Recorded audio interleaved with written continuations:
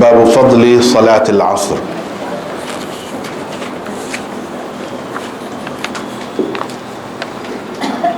وبه قال حدثنا الحميدي قال حدثنا مروان بن معاوية قال حدثنا إسماعيل عن قيس عن جرير بن عبد الله قال كنا عند النبي صلى الله عليه وسلم فنظر إلى القمر ليلة فقال إنكم سترون ربكم كما ترون هذا القمر لا تضامون في رؤيته فإن استطعتم ألا تغلبوا على صلاة قبل طلوع الشمس وقبل غروبها فافعلوا. ثم قرأ وسبح بحمد ربك قبل طلوع الشمس وقبل الغروب. قال إسماعيل افعلوا لا تفوتنكم.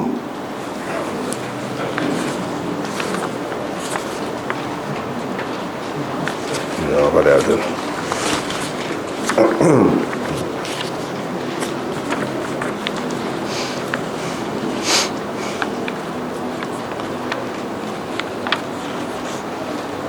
Bab kelebihan sembahyang asar, bab 98 tu, nota baru.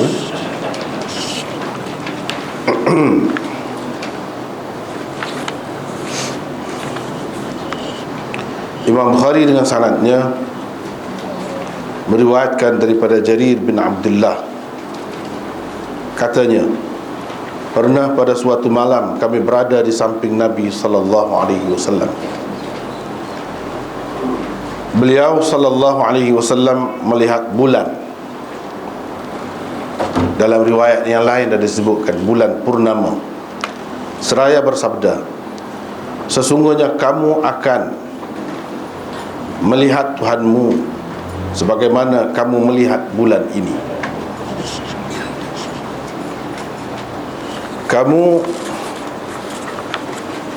tidak akan mengalami apa-apa kesulitan dalam melihatnya jika kamu dapat menjaga, yakni dengan sebaik-baiknya sembahyang sebelum terbit matahari, yakni sembahyang subuh, dan sebelum terbenamnya, yakni sembahyang asar, jagalah. Kemudian beliau membaca wasabbih bihamdi rabbika qabla tulu'i syamsi wa qabla al-ghurub. Bermaksud bertasbihlah dengan memuji Tuhanmu sebelum matahari terbit dan sebelum terbenamnya. Ismail bin Abi Khalid berkata, oleh itu janganlah sekali-kali dua sembahyang itu terlepas daripadamu. Jagalah kedua-duanya dengan baik.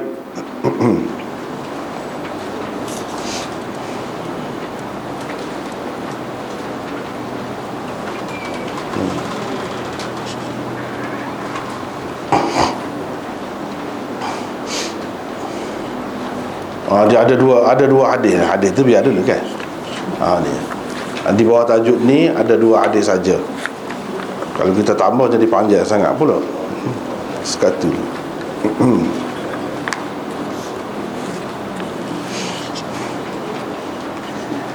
Jadi nota baru ni bermula dengan bab 98. Babnya ialah kelebihan sembahyang asar. Kelebihan sembahyang asar. Sudah banyak dah bab-bab Sahih Bukhari ni berlalu kita baca kan. Kalau kita perhati, di mana ada kelebihan tu, Imam Bukhari akan sebutlah, akan dia buat bab kelebihan secara khusus, secara berasingan. Jadi kita tidak tahu tentang hukum sesuatu tu sahaja, tapi kita tahu juga tentang fadilat ataupun kelebihannya sekali. Dan kelebihan Imam Bukhari wak mari, maknanya lepas-lepas dah akan datang, kita kena ingat itulah bukti ataupun dalil untuk kelebihan yang paling sahih. Kalau nak pakai untuk kelebihan pada waktu je sebenarnya. Nak tahu kelebihan sembahyang asar, kelebihan sembahyang subuh, kelebihan waktu goni ada kan, macam-macam bab tu dia akan ada. Ingatlah bila kita baca tu, inilah kita jumpa, inilah hak paling sahih. Kalau ada lain-lain ada lah, tapi kedudukan kalau sahih pun kesahihan dia tu tidak sampai hak ada dalam ni. Kalau tidak, wah tidak sahih, hak maudhu, macam-macam adalah tentang fadail ni pun banyak sangatlah. Tentang fadail ni banyak sangat.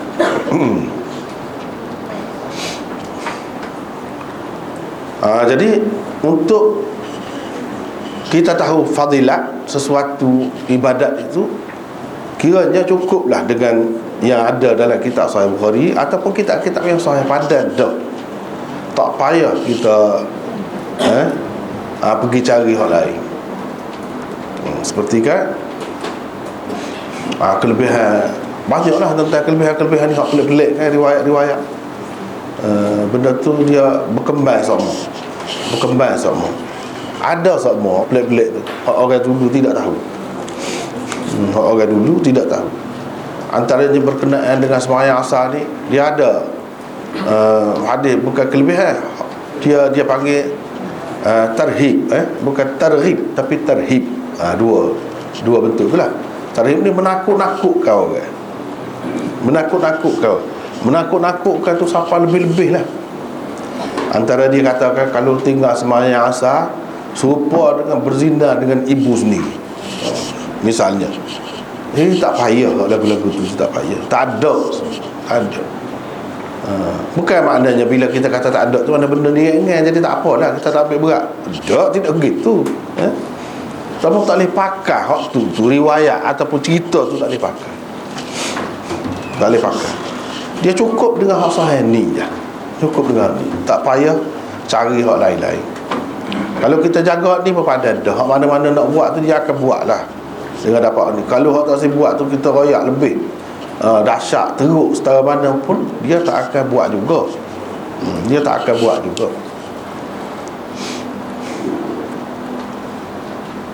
Jadi antara kelebihan sembahyang asar dalam Quran disebutkan mengikut tafsiran sahabat-sahabat, ramai daripada sahabatnya, salatul wusta tu lah, hafizu ala salawat was salatil wusta. Itulah kelebihan. Mana Tuhan suruh jaga sembahyang ni secara umum, secara keseluruhannya. Lepas tu dia tekankan secara khususnya salatil wusta, iaitu sembahyang asar. Itulah antara kelebihan dalam Quran. Antara yang menakutkan, tarhib lah, yang menakutkan orang daripada meninggalkan sembahyang. Kalau dalam Quran misalnya disebutkan, ma salakakum fi saqar, qalu lam nakum minal musallin. Bapa kamu masuk dalam neraka saqar ni? Mereka jawab, dulu kami tak sembahyang. Jadi makna sembahyang ni benda besar lah, benda berat, kena jagalah.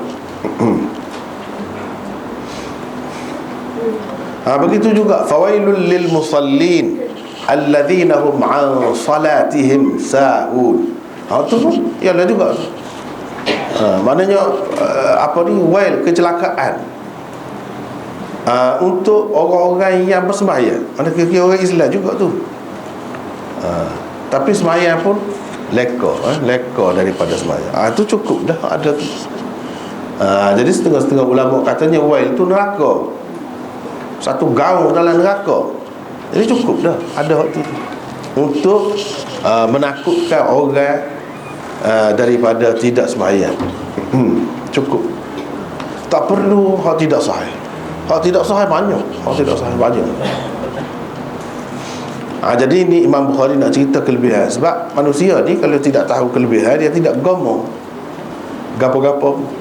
Kalau tidak tahu keistimewaan, jadi kena tahulah.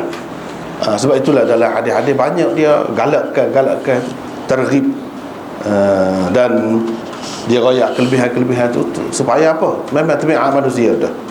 Dia kalau tahu lebih benda tu, dia akan gomong, dia akan sungguh sikit. Kalau tak tahu kelebihan, tak agama langsung. Jadi itu sebab adanya hadis-hadis seperti ini. Imam Bukhari buat tajuk Fadli Salatil Asri, kelebihan sembahyang asar. Di situ ada nota 970. Kalau kita tengok kepada syarah-syarah Sahih Bukhari lah, kita dapati pensyarah Sahih Bukhari ni macam muskil lah. Muskil, tak berapa nampak apa Imam Bukhari buat gini. Muskil, apa Imam Bukhari buat gini. Kata mereka, hadis yang dikemukakan Bukhari di bawah tajuk bab ini ialah tentang kelebihan kedua-dua sembahyang subuh dan asar. Kenapa pula Bukhari mengkhususkannya dengan sembahyang asar saja? Itu kemuskilan. Ini bab kelebihan sembahyang asar. Skalanya kita tengok hadis yang awak mari bawah tu dia jadi dalil lah kepada tajuk yang dia buat tu, seseolahnya dakwaan dia. Dia dakwa gini, dia kata gini. Mana dalil? Hadis bawah tu. Dia awak mari tu.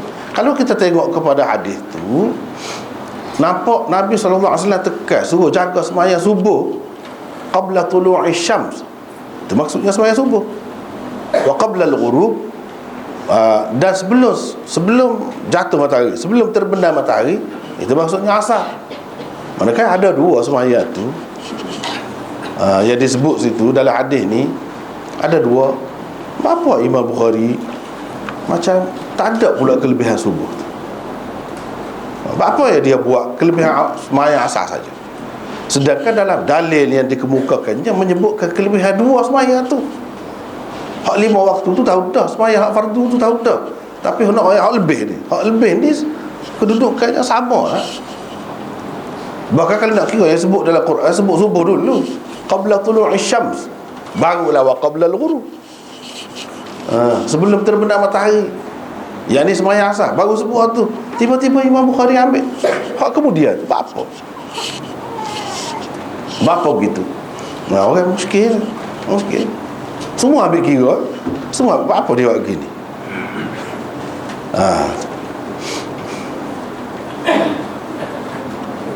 Itulah sebabnya Hafiz Ibnu Hajar mentakdirkan tajuk bab ini dengan kata beliau, Babu fadli salatil asr, ay ala jami'is salawat illa subh. Dia takdir gitu. Takdir ni dia mengandaikan ada gitulah. Tak sebut pun gitulah, kira-kiranya ada. Imam Bukhari tidak menafikan waktu. Imam Bukhari kira-kiranya, kalau kita tanya dia, apa dia agak sebenarnya, dalam keadaan dalil hak Tuhan buat mari ni gini, ada dua. Apa yang Tuhan buat sah? Tuhan buat sah. Kira-kira dia akan kata gini. Itu maksud takdir tu. Dia akan kata gini lah kira-kiranya. Itu kata Hafiz Ibn Hajar. Maksudnya bab kelebihan sembahyang asar, maksudnya ialah daripada sekalian sembahyang-sembahyang yang lain kecuali subuh. Subuh tak? Subuh tu ada kelebihan juga. Ini nak cerita di sini kelebihan sembahyang asar daripada sembahyang-sembahyang yang lain kecuali subuh. Subuh sama lebih lah dengan sembahyang asar tu. Dia takdir. Itu kita panggil takdir. Dalam bahasa Arab ni yang banyak benda takdir tu. Takdir ni andaian kita lah. Sebab kita Melayu ada juga. Cuma dia orang panggil tak tahulah. Kalau bahasa Arab tu takdir lah. Kalau benda lagu tu awak nak ke mana tu? Bisa ceritanya. Awak nak ke mana tu? Ke kedai. Takdirnya saya hendak ke kedai. Itu takdir. Takdir. Jadi awak hendak ke mana? Dia tanya kan panjang. Ke kedai saja kita jawab. Kita jawab ke kedai. Apa maksudnya? Ke kedai tu kalau kita tak sambung tu, tak ada kait dengan pertanyaan dia tu, tak faham ke kedai tu enggak. Saya hendak ke kedai. Itulah saya hendak tu takdir orang panggil. Takdir tu faham mana? Kita faham daripada soalan tu lah. Dia tanya nak pergi mana? Ke kedai. Yang ni saya hendak ke kedai. Gitulah. Itu takdir. Jadi mereka cuba takdir. Sebab apa? Sebab nampak tajuk dia tidak sesuai dengan dalil yang dikemukakan olehnya. Sedangkan dia sepatutnya kena sesuai lah dengan dalil, dengan tajuk tu. dengan dalil, sepatut kena sesuai. Kata Hafiz Ibn Hajar, sebabnya saya mentakdirkan begitu ialah kerana tidak jelas lebihnya sembahyang asar daripada sembahyang subuh. Tak ada jelas. Kalau nak kata kelebihan sembahyang asar, siapa lebih daripada subuh tak jelas. Tak jelas gitu. Sebab itu dia kata kecuali subuh. Jadi kelebihan di sini, kelebihan nak banding dengan sembahyang-sembahyang yang lain. Subuh tak? Gitu. Sebab tu saya takdir gitu. Boleh jadi juga Bukhari bermaksud menyatakan kelebihan menyatakan sembahyang asar itu ada fadilatnya, yakni kelebihannya. Bukanlah maksud beliau menyatakan sembahyang asar itu adalah yang paling afdal. Dia kata begitu. Boleh jadi juga Imam Bukhari maksud nak ayat kelebihan je. Bukan nak ayat asar tu paling afdal. Dah ada kelebihan. Jadi subuh pun ada kelebihan juga. Cuma sini nak ayat kelebihan asar. Dia kata gitu. Al-Aini seorang lagi. Ni pensyarah Bukhari juga. Sama-sama siap kitab dia, sama-sama siap dan sama-sama kemah dan birah kan? Birah tu lagi. Maknanya bini masing-masing itu adik-beradik. Hafiz Ibn Hajar kata gitu. Hafiz Ibn Hajar buat dulu. Bila dia siap tu barulah Aini buat pula. Aini Badruddin Aini ni. Dia kalau ada dua kitab ni untuk syarah Bukhari, banyak dah tu. Banyak dah kemah dah. Hak mana-mana tak ada dalam Hafiz Ibn Hajar tu kemungkinan yang timbul kemuskilan, dia jawab. Dia jawab. Kadang-kadang dia kritik Hafiz Ibn Hajar. Ni macam ni dia kritik ni. Dia kritik. Dia tak puas hati. Al-Aini berkata, kalau Bukhari membuat bab di atas begini, kalau dia buat gini, babu fadli salati, sepatutnya dah tak ada alillah. Babu fadli salatil fajri wal asri. Nescaya lebih baik kalau dia kata gitu. Ini bab kelebihan sembahyang asar, fajar, subuh dan asar. Kalau dia kata lagu tu lebih baik. Sebab apa? Sebab dalil yang dikemukakan itu mengandungi kelebihan dua sembahyang tu. Kalau sebut kedua-duanya itu lebih baik, dia kata.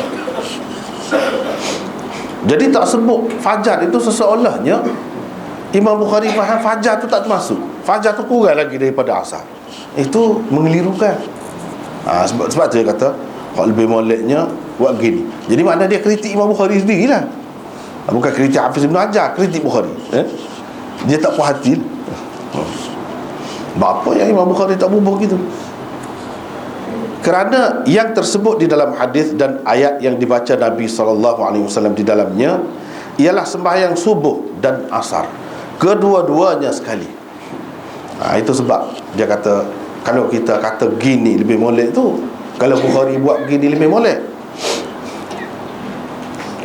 Al-Aini juga mengkritik takdir yang dibuat Hafiz Ibn Hajar tadi. Kata beliau tidak tepat mentakdirkan begitu. Tak tepat takdir seperti tadi.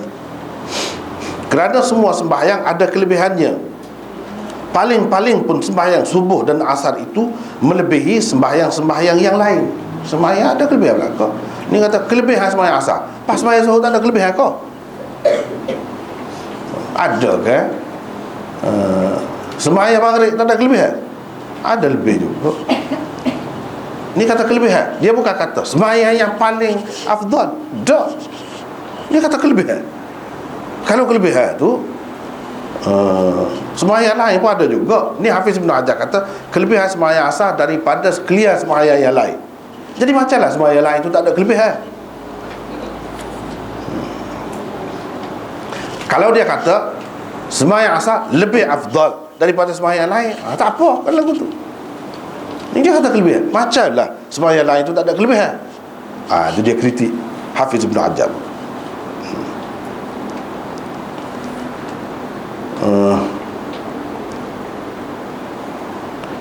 Bukhari menyebutkan sembahyang asar sahaja di dalam tajuk bab yang dibuatnya itu semata-mata kerana memakai kaedah iktifa. Ini yang tidak disebut oleh Hafiz Ibn Hajar.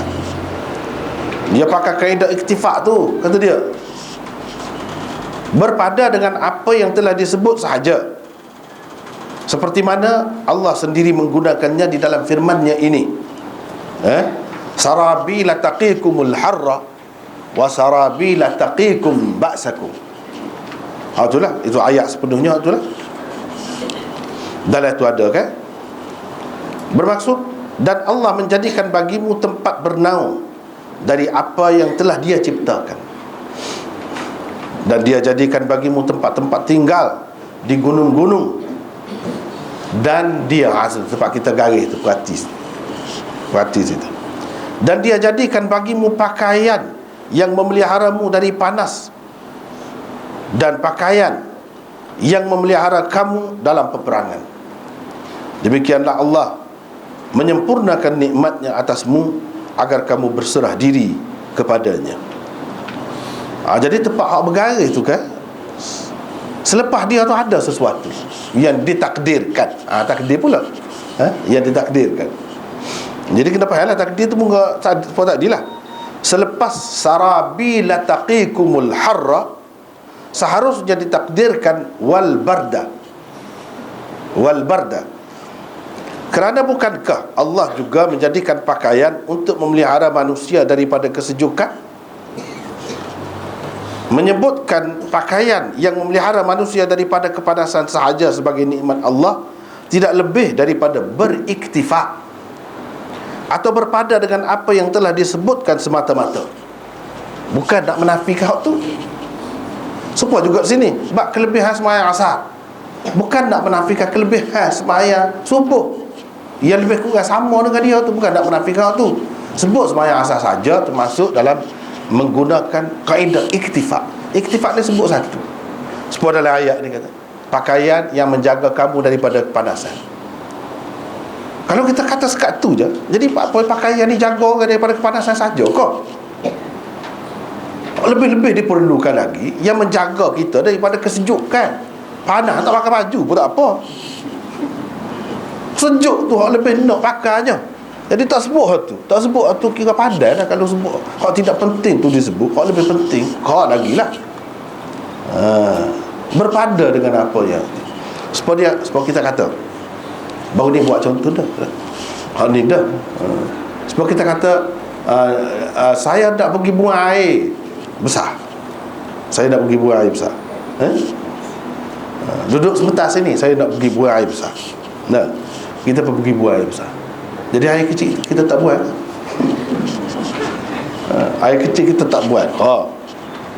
Dengan sebab semata-mata kita sebut air besar tu, air kecil tak buat. Kita tak buat lah. Itu barang tertuda, kan? Barang tertuda. Hampir-hampir tidak ada. Orang kalau buang air besar, dia tak buang air kecil. Tidak gitu kan? Jadi tidak sebut buang air kecil itu menggunakan kaedah iktifak, orang panggil. Inilah kaedah. Ini kaedah ilmu balaghah. Jadi Imam Bukhari guna tu, kaedah tu sini.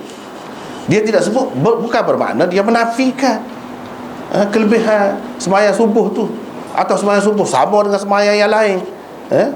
Sembahyang asar saja lebih. Tidak mesti begitu. Tidak mesti begitu. Sebab kita kata payung dapat memelihara kita daripada kepanasan. Ya, betul. Berapa ramai orang panas kan pakai payung dah. Lepas tu daripada hujan tak sebut kan. Jadi maknanya payung tidak memelihara kita daripada hujan lah. Sementara kau tak sebut kan. Tak boleh kata begitu. Tak boleh kata begitu. Jadi kita sebut satu saja tu termasuk dalam bab iktifak. Pada hak tu kepada orang cerdik dia faham sendirilah. Dia faham sendiri. Sebab bahasa-bahasa ni dia untuk manusia. Bila manusia dia ada akal, dia boleh timbal fikir sendiri. Bukan untuk binatang. Untuk manusia. Jadi hak saat ni kita kata payung tu hak lebih diperlukan, hak lebih banyak kita tengok orang gunanya ketika hujan. Ketika panas tu tak banyak mana. Jadi bila sebut hak panas, bukan makna menafikan hak pada ketika hujan tu. Tak sebut tu sebab hak tu lebih diperlukan. Semua orang tahu. Semua orang tahu. Begitu. Jadi begitu juga dengan tajuk yang dibuat oleh Imam Bukhari di sini. Ia sebut sembahyang asar, kelebihan sembahyang asar. Sembahyang subuh tak ada sebut. Ini orang panggil kaedah iktifak. Kita boleh gunalah sekarang ni, masuk dalam bahasa Melayu kan. Kau tak biasa guna lagi. Saya beriktifak dengan ni. Beriktifak kita kata. Berpada dengan ni. Tak saya sebut tu. Kan banyak kan bahasa Melayu kan guna bertawakal lah, dah. Beriltizam lah. Mula tak ada guna iltizam sampai 70 dulu. Tak ada. Lepas tu dia kokoh ada. Dia pun kita guna lah. Kita guna. Sebab hakikatnya kita sendiri pun guna benda tu. Tapi ahli-ahli bahasa kita tak masuk bawah mana, bawah kaedah mana. Ya, tak ada. Itulah kelemahannya. Padahal bukan tak ada guna tu ada. Masuk bawah mana? Bapa tak buat kaedah sedangkan benda tu ada. Sepatutnya gitu. Dia kena lahir orang sebuah zambah pula, baru jadi. Sebab dia alim, dia kerti bahasa Arab, dia pandai lah, dia banyak dah dia buat, tapi tak ada habis lah kan. Dia kena ada orang lagu tu. Kalau ahli bahasa biasa yang merujuk pada bahasa Inggeris saja, tak jumpa. Dia kena buat kaedah-kaedah ni. Sebab bahasa kita banyak sangat pengaruh bahasa Arab ni. Dalam bahasa kita banyak.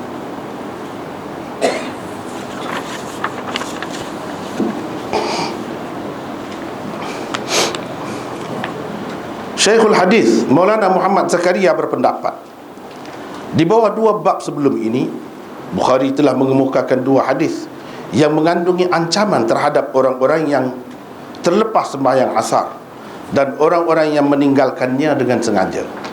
2 bab sebelum ini. Para ulama pula berbeza pendapat tentang adakah ancaman itu khusus dengan sembahyang asar atau ia merangkumi sembahyang-sembahyang yang lain juga.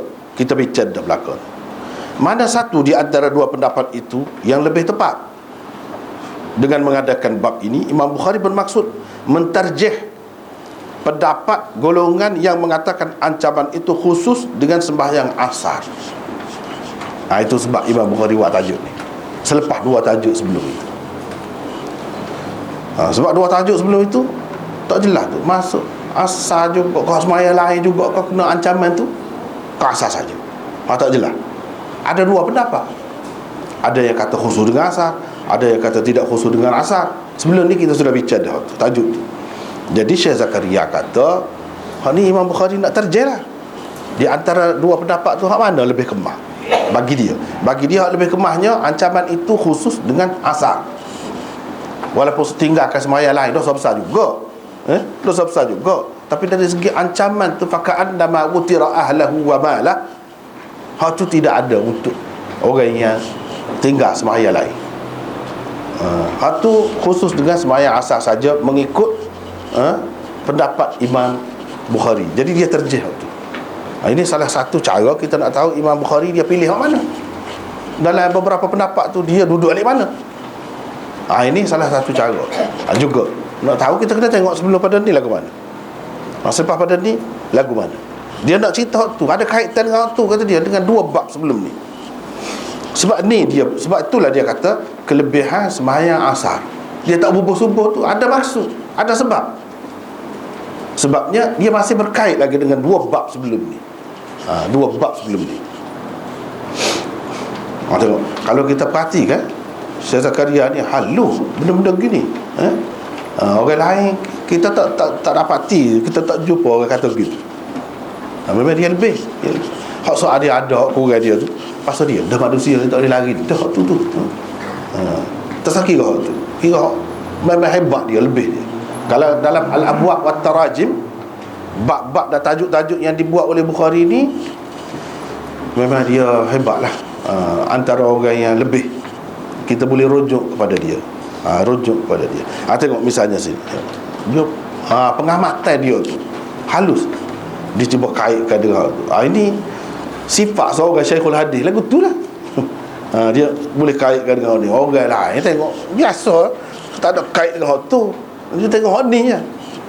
Dia tidak, dia cuba kaitkan. Kita nampak kehalusan dia tu, pengamatan dia tu.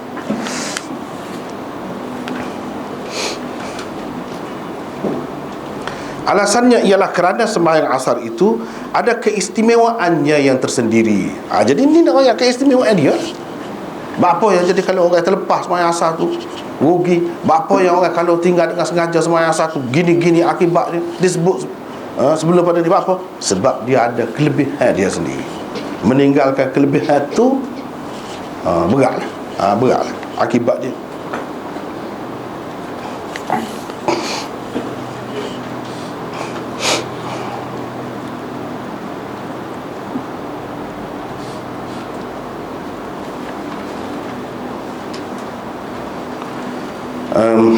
Keistimewaan sembahyang asar itulah yang hendak dikemukakan beliau menerusi bab 98 ni. Jadi bab 98 ni ayat kelebihan sembahyang asar itulah.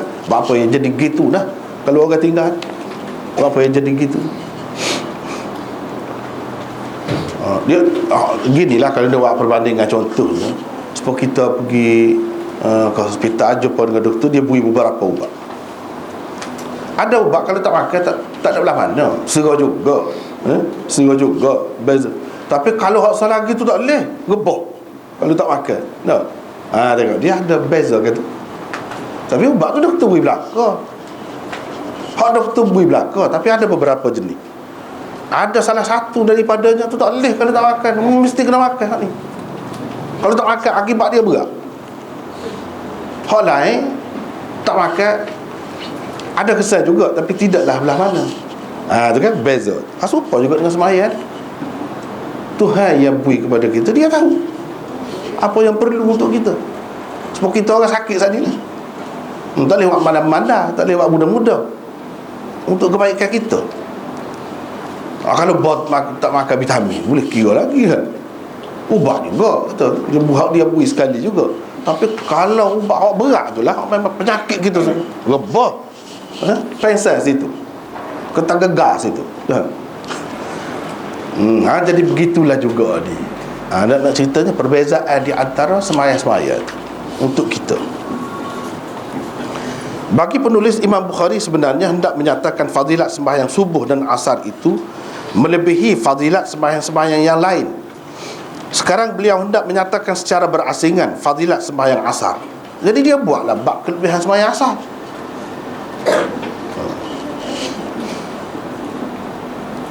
Untuk itu beliau kemukakan hadis Jarir. Nanti beliau akan kemukakan sekali lagi hadis Jarir ini apabila hendak menyatakan fadilat sembahyang subuh pula secara berasingan. Mana kita boleh pisahkan. Ini untuk kelebihan sembahyang asar. Hadis tu juga dengan baik. Akan datang bila dia nak cerita kelebihan sembahyang subuh, hadis yang sama. Tengok. Cuma sini kita nak tumpu kepada sembahyang asar. Sembahyang asar. Bukan makna apa dia hadis dia tu suku-suku, dah hadis yang sama. Di sini kita nak tumpu ni. Guna akan datang guna hadis tu juga. Tapi dia kata bab kelebihan sembahyang subuh saja. Kenapa dia tak bubuh asar? Supaya dia tak bubuh subuh sinilah. Gitu cara. Supaya dia tak bubuh subuh di sini. Di sana dia tak bubuh pula asar. Jadi maknanya nak bagi tumpuan kepada satu. Kepada satu daripada dua tu. Jadi bila ada sebut kedua-duanya, mana kedua-duanya tu samalah. Dan Imam Bukhari telah bersikap adil dalam menggunakan hadis ni. Hadis ni dia guna sini untuk kelebihan sembahyang asar. Akan datang hadis yang sama dia gunakan untuk sembahyang subuh pula. Jadi adil, dia tak tinggal. Sedangkan untuk sembahyang-sembahyang yang lain tidak beliau adakan bab khusus untuk menyatakan fadilatnya. Kalau sembahyang-sembahyang lain tak ada. Sembahyang asar dan sembahyang subuh ni walaupun dia gunakan hadis yang sama, tapi dia buat bab suku. Makna hak ni perlu diberi perhatian lebih khusus oleh kita. Jangan buat sama seperti hak lain. Tak boleh. Supaya ubat tadilah, kalau ada beberapa ubat, kita kena tahu hak mana hak paling penting untuk kita. Kena tahu hak mana paling penting. Kalau tengah hari, hak ni. Kalau tengah malam, hak ni. Biar tentu tahu. Jangan buat serupa. Tak boleh buat serupa. Sebab tidak sama. Tak sama. Tetapi itu tidaklah berarti sembahyang-sembahyang yang lain langsung tidak mempunyai fadilat. Tak, tidak nak kata begitu. Siap hadis Jarir di atas. Siap. Orang panggil siap. Bukan tu siap. Siap. Kalau kita perhatikan hak dulu, hak kedia tu hadis tu. Ni hadis ni kan, Nabi SAW kata, di riwayat Jarir, pernah pada suatu malam kami berada di samping Nabi SAW. Beliau melihat bulan purnama seraya bersabda, sesungguhnya kamu akan melihat Tuhanmu sebagaimana kamu melihat bulan ini. Kamu tidak akan mengalami kesulitan, apa-apa kesulitan dalam melihatnya. Lepas tu dia kata, lepas pada dia saat dia nak cerita tentang tengok bulan tu, tengok bulan. Lepas tu dia pun kata, kamu akan boleh tengok Tuhan seperti tengok bulan ni. Lepas tu dia pun sebut, jika kamu dapat menjaga dengan sebaik-baiknya sembahyang sebelum terbit matahari, yakni sembahyang subuh, dan sembahyang dan sebelum terbenamnya, yakni sembahyang asar, jagalah. Kalau boleh jaga dua sembahyang ni, tak jagalah, molek benar lah. Apa dia sebut dua ni? Selepas dia sebut tengok Tuhan, itu orang panggil siap. Mana di halaman hadis itu, mana lepas pada cerita benda ni, dia cerita gam. Mana selepas daripada dia cerita dapat tengok Tuhan tu, dia ada gam. Dia sebut tentang semayang, tapi semayang gam. Semua semayang kau dah dua semayang. Itu orang panggil siap. Untuk faham sesuatu hadis, serupa juga Quran. Bukan dua tu saja. Percakapan seseorang pun kita kena tahu. Ada kalanya kita tak boleh faham, atau mungkin kita salah faham kalau kita tak tengok siap dan sibak percakapannya. Siap tu hak selepas tu, sibak tu hak sebelum pada tu. Hak kata dah tu kena ambil kira, kena capur sekali. Kena capur sekali, baru betul, baru dapat buat kesimpulan dengan betul. Kalau tidak, boleh jadi salah. Salah tu teruk, boleh jadi teruk. Kalau ambil sekerat, dia kena tengok siap dan sibak. Jadi kalau tengok siap hadis ini, ini anak ceritanya, siapnya. Siap hadis Jarir di atas mengisyaratkan bahawa sememangnya ada kaitan yang rapat di antara orang-orang yang menjaga sembahyang subuh dan asar dengan keistimewaan melihat Allah di akhirat nanti. Dia itulah kelebihan dia. Dia ada kaitan. Apa yang dia suruh dia jaga sangat? Apa yang kelebihan? Kelebihannya duduk mana? Dapat tengok Tuhan. Dapat tengok Tuhan ni, akhir kata kita akan jumpa dalam perbincangan akan datang. Ini nikmat yang paling istimewa dalam syurga. Bila tengok orang lain, dia tak rasa ahli syurga. Tu dia kaitkan dengan sembahyang ni. Nikmat yang paling istimewa, tengok Tuhan. Setelah Tuhan bui-bui gotu-gotu di belakang, tak ada ahli syurga lebih suka daripada dia, mereka melihat Tuhan. Akan datang akan ada hadis dia, kita akan bincang. Jadi kelebihan yang begitu istimewa, paling istimewa di dalam syurga boleh kerana hak ni, baru kita tahu kelebihan dia. Sebelum pada ni kita tahu akibat dia. Dua bab sebelum pada ni, akibat kalau tinggal, akibat kalau leka. Ni kalau jaga, apa kelebihan dia? Inilah kelebihan dia. Sebab itu dia letak sekali. Sebab orang yang kecek dia bukan orang biasa. Dia Rasulullah sallallahu alaihi wasallam, utusan Allah. Jadi sifat percakapan dia tu memang dia ada kaitan lah. Kita kena fikir, kena kait belakang. Hak dia cerita tu bukan tentang benda dunia saja. Hak dunia ada kaitan dengan akhirat. Kaitan dengan akhirat ada di sudut mana? Dari sudut tu dapat nikmat yang paling besar, paling istimewa. Tak apalah. Jadi nampak tu kelebihan. Hak tu lah Imam Bukhari kata kelebihan sembahyang asar tu, kelebihan sembahyang subuh. Jadi ada kaitannya. Jadi melihat tu lagu mana, tu nanti dulu.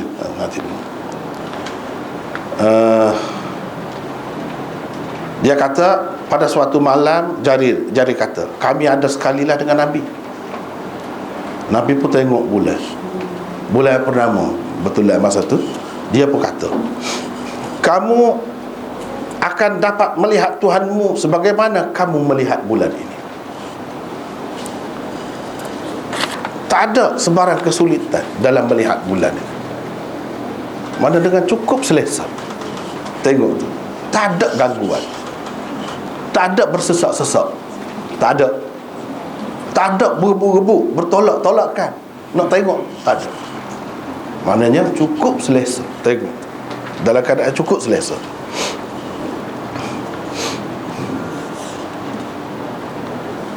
Jadi setengah-setengah ulama mengatakan berdasarkan hadis-hadis yang lain, dia kata hadis ini ada latar belakangnya, ada sebab urut dia. Ada sahabat tanya bila Nabi SAW kata kita dapat tengok Tuhan kita, saya ini kalau tengok Tuhan serap semua manusia, semua daripada awal sampai akhir, sampai kiamat boleh tengok. Ini sahabat muskil, dia muskil, macam mana dapat boleh tengok belakang. Lalulah Nabi SAW kata, tengok bulan nampak ke? Nampak. Patut ada terganggu kau nak tengok. Walaupun bulan ramai orang seluruh dunia tak boleh tengok. Patut bersesak-sesak kau jadi tolak-tolak kau nak tengok bulan. Dah, sebab dia jelas sangat. Tidak ada gangguan, tidak ada kesulitan. Kalau kita nak tengok dengan selesa, kita boleh pergi bing ke bos itu tengok. Nak tengok. Tak ada siapa dia ganggu, kita boleh ganggu. Luas. Kalau kita nak tengok benda kecil, benda halus kan, berbuk-buk kan tengok kan. Gitulah. Benda tidak jelas. Semua orang nak tengok anak bulan je misalnya, anak bulan. Mana ni tu. Mana. Mana tengok sini. Oh tolak tu dah. Lagu tu. Tu tidak jelas, tidak terang. Ni tengok bulan purnama. Terang. Baiklah. Jadi di sini kena ingat banyak perkara lah. Tak apalah, kita akan bincangkan akan datang. Jadi Nabi SAW kata kita, kamu di sini maksudnya orang Islam. Orang kafir tak boleh tengok. Orang kafir, orang munafik tak boleh tengok Tuhan. Ini kelebihan orang Islam.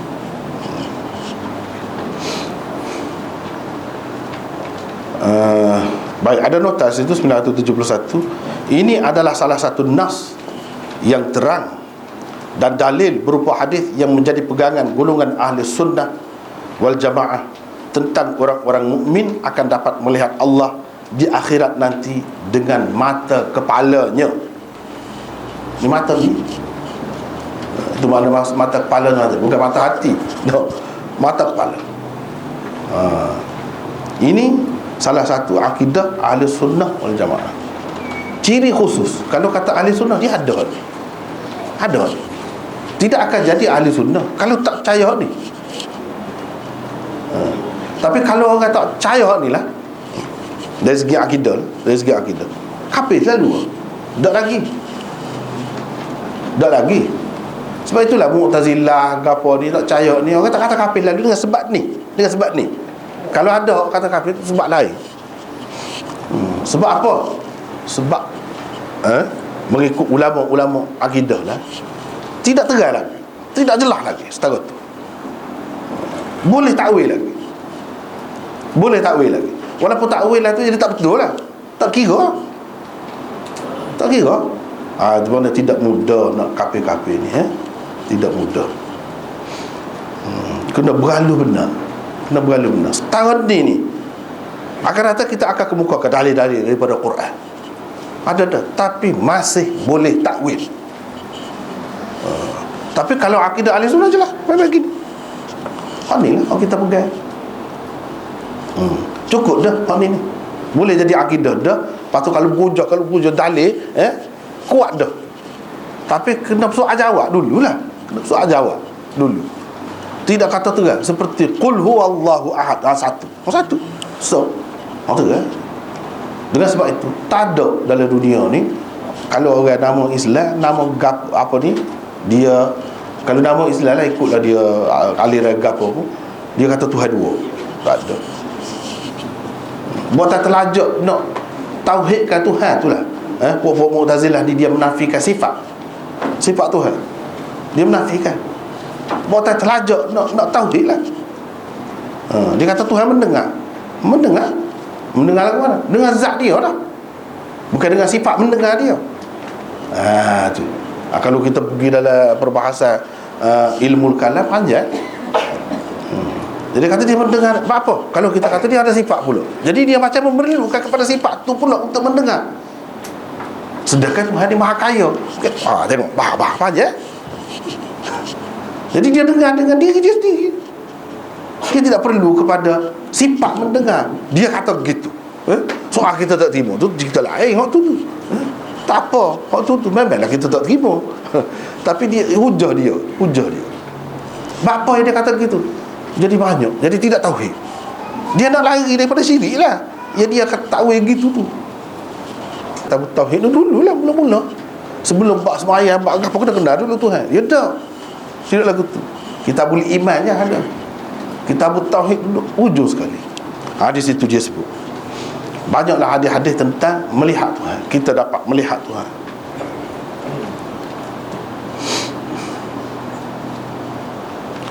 Percaya bahawa Allah akan dapat dilihat oleh orang-orang mukmin di akhirat nanti dengan mata kepalanya merupakan salah satu perkara yang telah diijma'kan oleh as-salafus salih dari kalangan sahabat dan tabi'in radhiyallahu anhum. Ini benda ijma' ni bagi kita akidah. Bagi kita orang yang tidak percaya lagu ni, kalau katakanlah dia tu Islam lagi pun, Islam ahli bid'ah, fasik, kalau kata dia Islam lagi pun, dia jadi gitu, tak sempurna lah. Tak sempurna lah. Dengan sebab tak ada ni. Tak ada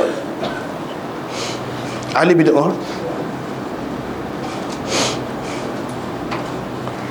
Lebih 30 orang sahabat telah meriwayatkan hadis-hadis ru'yah. Kita panggil ru'yah juga. Hak ru'yah bulan puasa nak raya tu ru'yah juga kan. Hak ni ru'yah juga. Tapi ru'yah ni dengan makna hadis-hadis tentang orang-orang mukmin akan dapat melihat Allah di akhirat nanti. Lebih 30 orang sahabat. Antara mereka ialah Abu Bakar, Ali bin Abi Talib. Dan tengok nama ada situ tu lah. Lama gitu mu. Hakikatnya hadis-hadis ru'yah telah mencapai tahap mutawatirul makna atau tawaturul qadril mushtarak. Itu istilah tawatur, hadis mutawatir, iaitu hadis yang maknanya mutawatir. Bukan lafaznya mutawatir, tapi makna dia, maksud dia tu mutawatir. Mutawatir ni dia hadis ni ada banyak kan. Mutawatir, ada ahad. Ahad tu tak sampai ke peringkat mutawatir lah. Mutawatir ni ramai terlajak. Di setiap peringkat tu meriwayatkannya, dan orang yang meriwayatkannya tu orang baik-baik, orang beragama berlaku.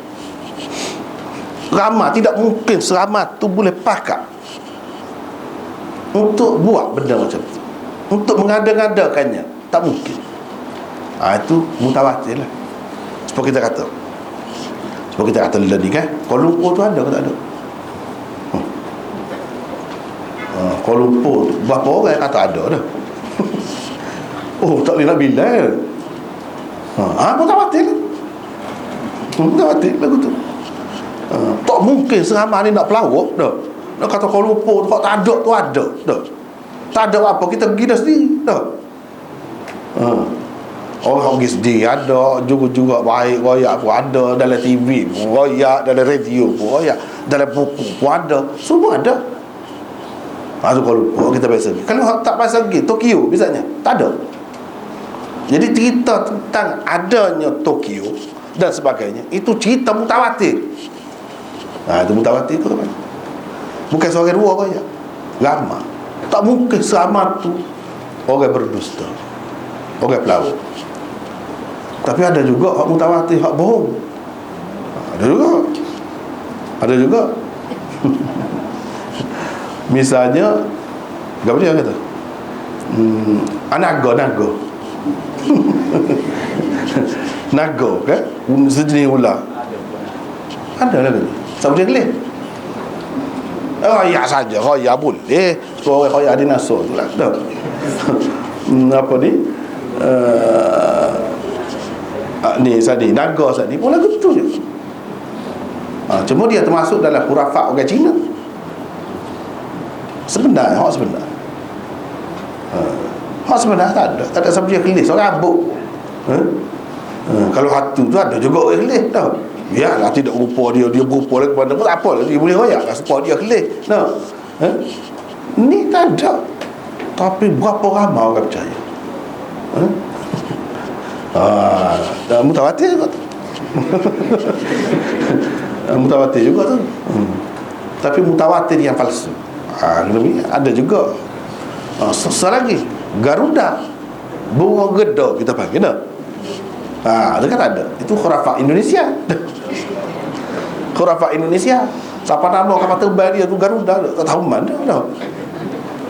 Biasa kelih kau, siapa dia kelih? Tak ada. Ada ke tak ada? Lepas tu pernah ada bersama dia. Ya. Tak boleh nak bukti. Tapi berbeza dengan Mekah, dengan Tokyo, dengan apa, tak percaya lagi. Ni semua ada gambar dah. Itu beza. Jadi mutawatir ini mengikut ulama-ulama hadis dia bagi kepada 4. Tawatur, orang panggil tawatur dia ada 4. Satu, tawatur lafzi. Yang kedua, tawatur makna. Yang ketiga, tawatur tabaqah. Yang keempat, tawatur tawaruth, orang panggil. Yang keempat, tawatur tawaruth. Yang pertama, tawatur lafaz dia memang lagu tu. Semua lafaz Quran itu. Zalikal kitabu la raiba fihi hudan lil muttaqin. Betul ke lagu tu? Betul. Lafaz dia lagu tu? Ya. Mutawatir? Ya. Memang lagu tu, lafaz dia. Kalau orang buat lagu lain sikit, hadzal kitabu la raiba fihi, bukan Quran. Mutawatir sungguh tu lagu tu. Dia kalau mutawatir Quran dia ada banyak lagi sudut-sudut kita kena tengok. Tawatur dari sudut ni banyaklah. Kalau tawatur Quran, tawatur hadis ni lagu tu lah, lafaz itu. Sehingga ulama hadis kata sikit saja. Tawatur lafaz betul-betul diyakini lagu tu lah Rasulullah kata. Menggunakan lafaz itulah. Man kadzaba alayya muta'ammidan falyatabawwa maq'adahu minan nar. Itu salah satu hadis mutawatir lafaznya. Lagu tu sungguh Nabi kata. Ulama-ulama memang lagu tu. Bukan seorang dua sahabat, berpuluh-puluh orang sahabat. Dekat 100 sahabat. Dia sebut lafaz dia sama lagu tu. Dalam kitab hadis mana-mana. Bukan maksud dia sama, lafaz tu. Maksud dengar sendiri dalam itulah. Dia tidak banyak hadis mutawatir lafzi ni. Lafaz dia tu mutawatir tak banyak. Tapi kalau dia mutawatir lafaz hadis ni pun sama ke dengan Quran? Tak sama. Quran lebih lagi. Mutawatir lafaz hadis ni pun bukan semua orang ingat. Kalau Quran berapa mana orang hafal?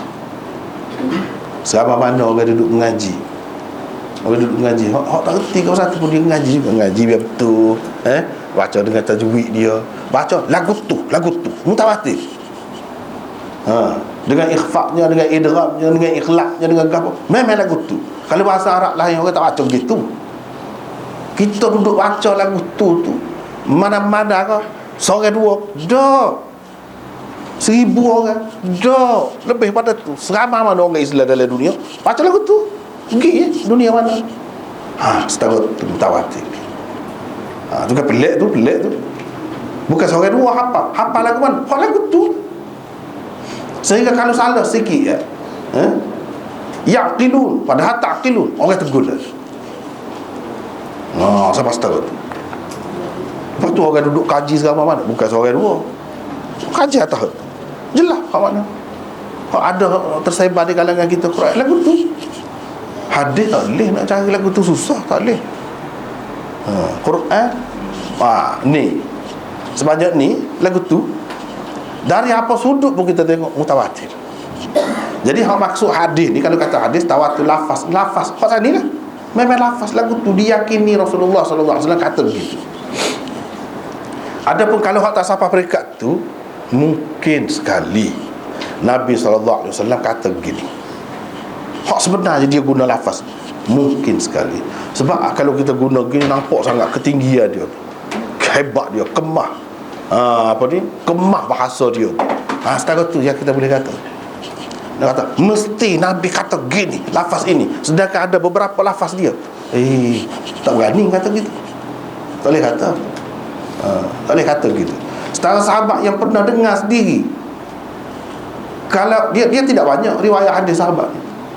Kalau orang tanya dia senyap. Nabi kata gitu, dia senyap. Dia tak takut lafaz kalau Nabi kata tu lagu lain. Padahal dia faham dah. Dia faham dah. Dia rayak dia sendiri. Ginilah buat gini. Dia kata gitu. Jadi suruh buat gini tu dia berdasarkan hak dia faham. Dia tidak kata Nabi kata gini. Tidak mudah. Sebab apa? Dia takut. Bukan gitu lafaz Nabi guna. Jadi berdusta pula. Padahal tidak termasuk berdusta tu. Kalau lagu Sa'di tu sebab ada keharusan riwayat dengan makna, kata boleh. Setara tu pun sahabat-sahabat ni dia bercermat, takut.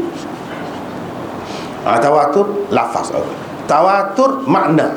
Ni tawatur makna. Salah satu hadis yang termasuk dalam mutawatirul makna, makna dia tu, maksud dia tu mutawatir. Ramai orang yang meriwayatkannya. Tidak munasabah, semua tu pakat merekanya. Sebab orang-orang yang baik lagu tu tidak mungkin buat kerja gitu tu. Lepas tu di setiap peringkat, bukan zaman sahabat saja, zaman tabi'in orang Islam kau ramah kan. Tabi'in kau ramah apa kalau ni kau ramah. Lepas tu dalam kitab hadis mana pun ada. Ni mutawatir. Makna dia tu, maksud dia, walaupun lafaz dia berbeza-beza, sikit sebanyak ada beza. Tapi secara kesimpulannya kita dapat buat kesimpulan ke apa? Ada Nabi royak benda hak lagu ni, iaitu kita ni boleh tengok Tuhan seksa. Tengok dengan mata kepala kita. Itu maksudnya. Walaupun ayat dia ada dulu, kemudian perkataan tu tak kira tu. Maksudnya difahami begitu. Itu orang panggil mutawatir makna. Mutawatir makna. Yang ketiga, tawatur tabaqah. Tawatur tabaqah ni setiap peringkat, setiap tabaqah tu dia ada dua pula. Ada dua pula. Kalau tabaqah, misalnya qurra, puak qari daripada awal lagi baca lagu tu ramai sampai ke peringkat bawah. Dalam satu bidang, bukan semua orang tahu. Dalam bidang tu, orang masuk dalam bidang tu ramai dia tahu. Memang banyak benda lagu ni. Jadi tabaqah qurra, tabaqah muhaddithin, tabaqah mufassirin misalnya. Jadi setiap lapisan tu ramai yang kata lagu. Walaupun kumpulan lain tak tahu, tak apa. Itu satu tabaqah.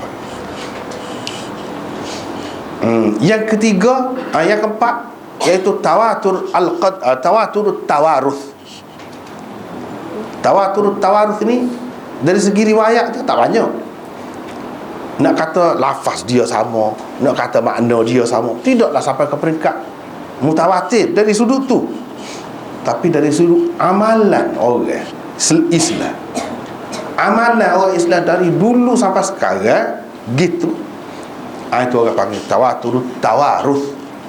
Tawatur yang diwarisi turun temurun. Tawatur berdasarkan warisan yang diterima turun temurun. Misalnya orang lelaki bersunat, sunat khitan, orang kita panggil jawi pun ada juga kan. Bersunat. Nak kata lafaz hadis mutawatir, lafaz dia tak ada sampai ke peringkat mutawatir. Dari segi makna ni pun tak ada juga sebanyak tu sampai ke peringkat mutawatir.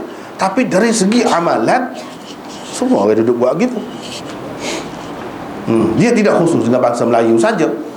Bangsa mana-mana pun kalau Islam memang sunat. Memang sunat. Ni orang panggil tawatur tawaruf. Supaya juga dengan bab azan. Dia tidak sampai ke peringkat tawatur. Dari sudut pada ilmu hadis lah. Nak kata tawatur ni tawatur 2-3 dah. Tapi tawatur tawaruf ada. Tawatur tawaruf ni diwarisi mana-mana kita pergi orang Islam ni, kalau nak maya dia maya 5 waktu. Tu dari segi dia kuat belaka ni tawatur ni, dia kuat belaka. Berbezalah daripada hadis ahad. Hadis ahad ni hadis tak sampai ke peringkat tu lah. Kalau banyak pun tak sampai ke peringkat tu. Jadi seramai mana pula mutawatir? Macam-macam pula pendapat ulama. Ada yang kata sekurang-kurangnya kena 40 orang, ada yang kata sekurang-kurangnya kena 100 orang, ada yang kata macam-macam lah. Tapi ramai lah, dia tidak seorang dua. Kalau seorang dua tu orang panggil ahad lagi, hadis ahad lagi. Ataupun di mana-mana peringkat tu ada hanya 2-3 orang ada ahad lagi, orang panggil hadis ahad lagi. Lepas tu dari segi ahad ke mutawatir ke, dia ada kemungkinan untuk sahih, tidak sahih tu tetap ada kemungkinan dari sudut hadis ni. Kalau kata mutawatir pun ada juga tidak sahih, ada juga tidak sahih. Hadis ahad pun walaupun ahad dia sahih. Hadis ahad pun kita kena pakai dah. Kebanyakan hak kita duduk amal ni orang Islam dari segi amalan lah. Ini berdasarkan apa nama ni,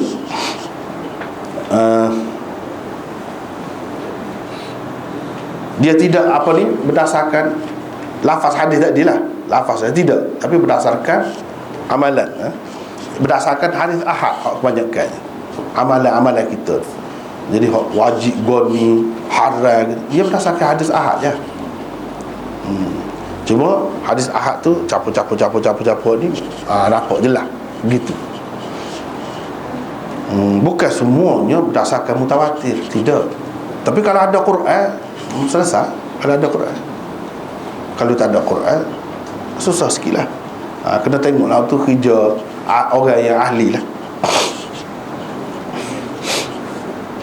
Jadi hak ni sampai ke peringkat tawatur makna, atau orang panggil juga, ni istilah lain, tawatur makna ni tawatur al-qadril mushtarak. Orang panggil juga hak tula je, benda tula.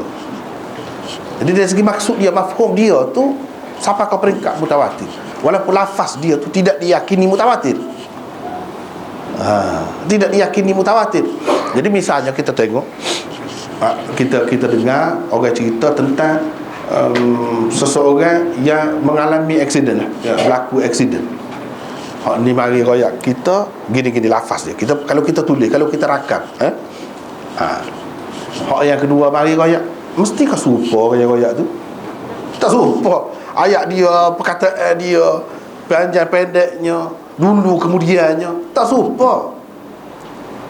Tapi bolehkah kita kata dah tak serupa ni, saya tak percaya. Biar adik saya dia adik saya dia kata ke saya tak segi. Pasal apa? Muka tidak mutawatir. Tak boleh kata lagu tu. Sekurang-kurangnya berapa ramai dah orang bagi royak ni. Royak walaupun lafaz dia tidak sama, maksud tu kan sama. Maksud tu sama. Maksud tu sama. Ada beza lebih kurang sikit sebanyak. Hak ni royak adikmu tu naik musikal kena tepuh. Hak ni tak royak, dia naik musikal tapi dia kena tepuh lah. Kenapa? Hak ni royak tepat dia tu. Hak ni tak royak, tepat dia tu lah. Dia ada beza-beza lebih kurang menggunakan lafaz. Itu orang panggil tawatur tu kalau ramai. Tapi tawatur makna, bukan tawatur lafaz. Makna dia tu memang mutawatir. Jadi kita sepatutnya tak boleh ambil mudah lah, tak boleh buat tak tahu, tak boleh. Buat tak tahu. Sampai ke peringkat itu ya. Namun begitu, golongan Mu'tazilah, Khawarij, Murji'ah, Jahmiyah, Syiah dan lain-lain penganut ajaran sesat yang terpesong daripada landasan sebenar telah mempertikaikan dan menolak kepercayaan tersebut. Ini demon ni semua tak percaya. Hadis ada banyak gitu pun dia tak percaya, dia tolak. Dengan sebab ni, semata-mata dengan sebab ni boleh kita cok kata kafir dah, tak boleh lagi. Payah nak kata kafir ni, payah, tak boleh lagi. Pasal apa? Masih boleh takwil lagi. Dan hadis ini hadis sampai ke mutawatir ni tawatur makna, bukan tawatur lafaz, tawatur makna. Sama juga dengan hadis apa ni Imam Mahdi ke misalnya, mutawatir. Ulama-ulama kata mutawatir, tapi mutawatir gapo? Kalau orang munafik tu jadi kafir ke? Dah tak sampai ke peringkat tu. Itu benda. Ada, tapi kok mana-mana pun dia kata dia jadi terjejas lah akidah dia, sudut akidah dia tu jadi terjejas. Orang panggil ahli bid'ah atau fasik, boleh jadi gitu. Boleh sampai ke peringkat tu, mengikut setengah-setengah ulama yang kata dia terjejas tu. Jadi orang duduk kata golongan ni sampai ke peringkat orang ni, sampai ke peringkat kafir tu, dia ada kena ada hak lain-lain ni. Sekadar hak ni tak boleh lagi.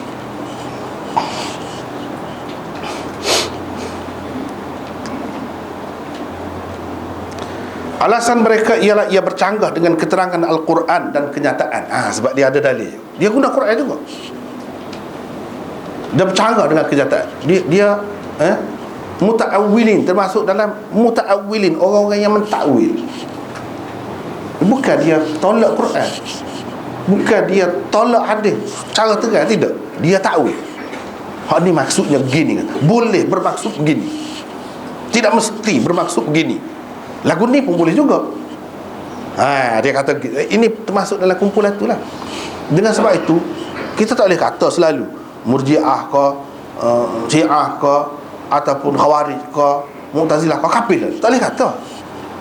Tak ada kata gitu. Bahkan di kalangan perawi kitab hadis ni, hadis-hadis yang sahih termasuk Bukhari, Muslim sendiri, berapa ramai ada perawi dia Khariji, Khawarij. Berapa ramai? Murji'ah ada, tapi banyaklah perinciannya. Maksudnya lagu mana? Murji'ah lagu mana?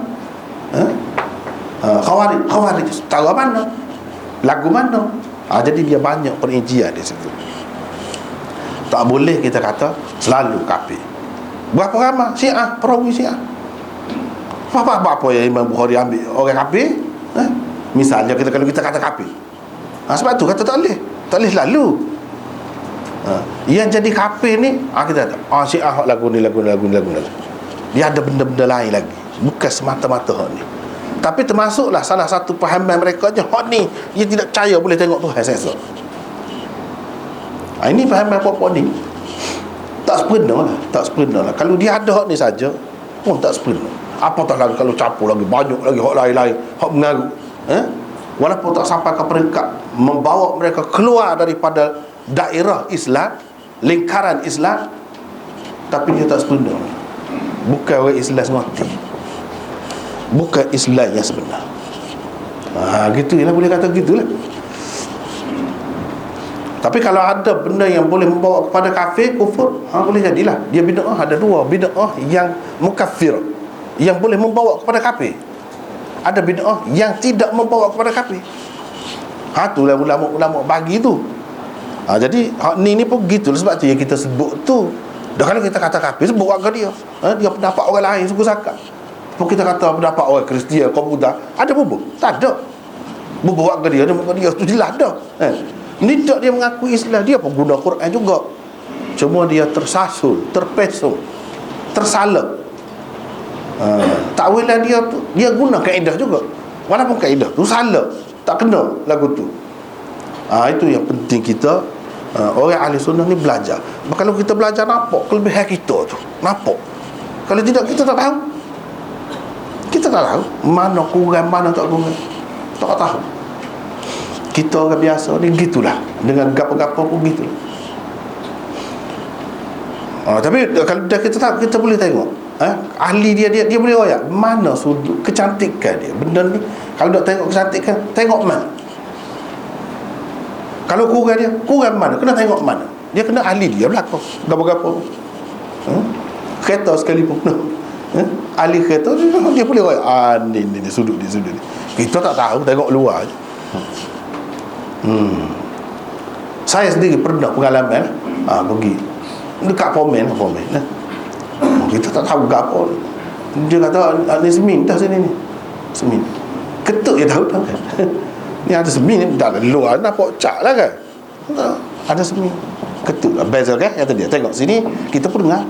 Sungguh ada bezel. Kita boleh tahu kalau turuk dia. Lepas tu kata ni accident dah. Tahu mana? No. Ada apa ya? Ni. Kata dia ni baru ni pintu ni tidak sama, ni tidak asal. Tengok mana? Tengok sini. Cuba tengok sini kata. Tengok daripada sini. Betul. Kita pun tengok betul.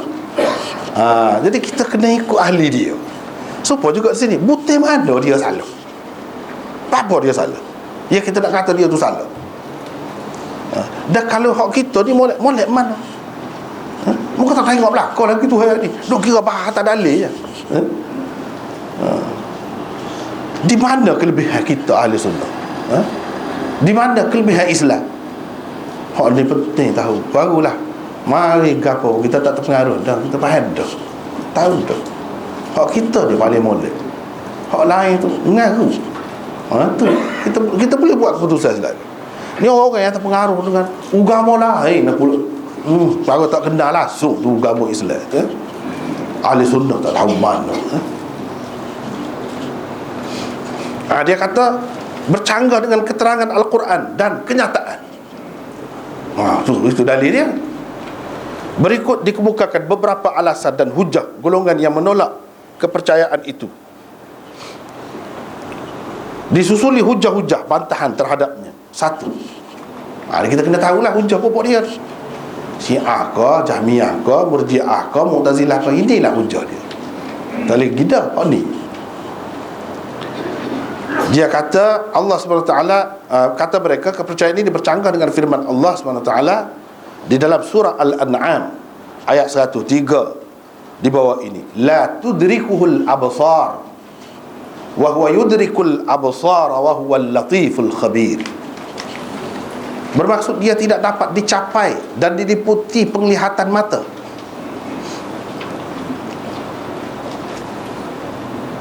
Apa dia kata? Tengok, terjemah ikut demo. Tak saya pakai terjemahan itu. Ini terjemahan kita dah. Dia tak sih. Malah aku ni nak main pokok ni. Dah. Tak sih. Tuhan tidak dapat dilihat. Sudah, kata dia. Gitu. Apa diliputi? Dah. Terjemah ikut selera demo, kata dia. Jangan main apa-apa sesat ni, dia bahas pula kita dah. Sedang dia dapat melihat dan mengetahui hakikat segala penglihatan.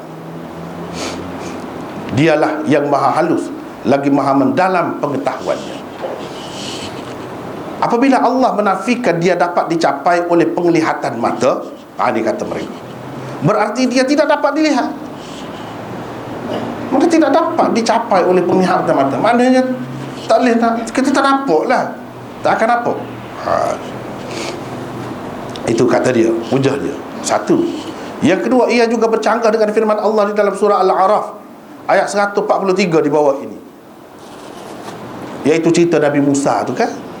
Walamma jaa Musa limiqatina wa kallamahu rabbuhu qala rabbi arini anzur ilaik qala la tarani walakin anzur ila al-jabal fa in istaqarra makanahu fasawfa tarani falamma tajalla rabbuhu lil-jabal ja'alahu dakka wa kharra Musa sa'iqa falamma afaqa qala subhanak tubtu ilayka wa ana minal mu'minin wa ana awwalul mu'minin. Itu ayatnya. Dan ketika Nabi Musa datang pada waktu yang kami telah tentukan itu dan Tuhannya berkata-kata dengannya, maka Nabi Musa merayu dengan berkata, wahai Tuhanku, perlihatkanlah kepadaku Zatmu yang maha suci supaya aku dapat melihatmu. Nabi Musa minta nak tengok Tuhan.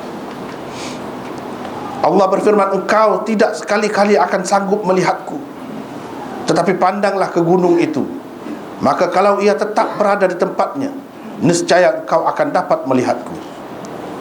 Kalau boleh tengok dia, tak ada gapa-gapa, boleh. Tuhan kata, tengok dulu. Setelah Tuhannya menzahirkan kebesarannya kepada gunung itu, ia membuatkannya hancur lebur dan Nabi Musa pun jatuh pingsan. Setelah ia sedar semula, berkatalah ia, maha suci engkau, wahai Tuhanku, aku bertaubat kepadamu dan akulah orang yang pertama-tama beriman. Ni dalil pokoknya. Dia kata apa? Ayat ini juga, kata mereka, jelas menunjukkan ketidakmampuan manusia melihat Allah. Kalau Nabi Musa pun tidak dapat dan tidak mampu melihat Allah berdasarkan ayat ini, orang-orang lain lebih-lebih lagi lah tidak dapat dan tidak mampu. Selain itu, perkataan lan sebelum tarani menjadikan penafian kemampuan manusia melihat Allah itu buat selama-lamanya, sampai bila-bila pun tak boleh tengok Tuhan. Pasal ada lan sebutir tu, kata dia lan tarani.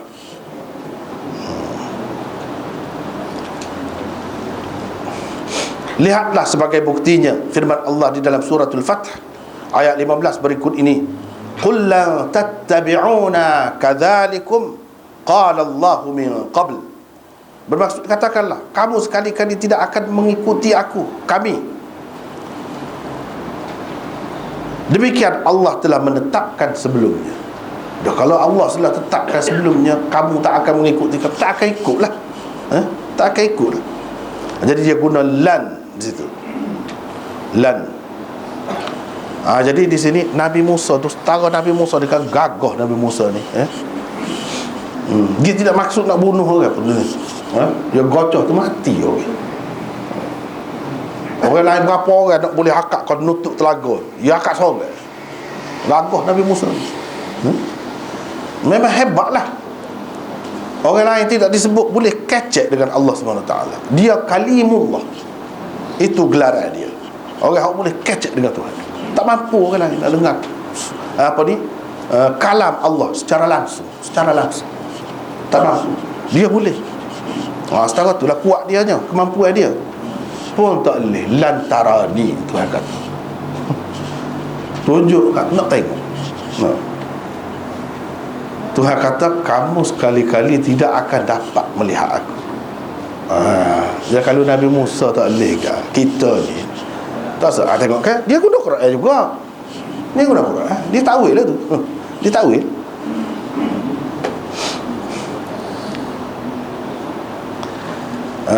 Dan ayat yang seterusnya, firman Allah dalam surah Asy-Syura, menurut mereka bercanggah dengan kepercayaan itu. Kita baca terjemahannya. Dan tidak mungkin bagi seseorang manusia bahawa Allah berkata-kata dengannya kecuali dengan perantaraan wahyu, jadi dengan diberi ilham atau mimpi, atau dari belakang tabir dengan mendengar sahaja kalam ilahi tanpa melihatnya, atau dengan mengutus utusan, yakni malaikat, lalu utusan itu menyampaikan wahyu kepadanya dengan izin Allah akan apa yang dikehendakinya. Sesungguhnya dia maha tinggi lagi maha bijaksana. Ayat ini menyatakan percakapan Allah dengan seseorang manusia, kalaupun ada, hanyalah dengan keadaan zat Allah itu sendiri tidak kelihatan kepadanya. Boleh kecek pun Nabi Musa boleh kecek, tak nampak Tuhan. Apabila terbukti ketika bercakap-cakap dengan Allah itu nabinya sendiri pun tidak dapat melihatnya, pada ketika tidak bercakap-cakap, lebih-lebih lagi lah ia tidak dapat melihatnya. Pak kita bila boleh kecek? Pak boleh kecek tu pun tak boleh. Selain itu, tidak ada siapa pun berpendapat ketika tidak bercakap-cakap itu ia dapat pula melihatnya. Tak ada orang kata dia tak boleh kecek bunyi rapuk. Tak ada orang kata begitu. Itu antara dalil dia. Yang keempat, di dalam Al-Quran bila saja disebut permintaan orang-orang kafir kepada nabi-nabi untuk melihat Allah secara terang-terangan, akan disebut juga celaan Allah terhadap mereka. Maknanya Tuhan tak kena kalau minta-minta ataupun tanya nak minta, nak tengok ni. Tuhan akan celah selalu.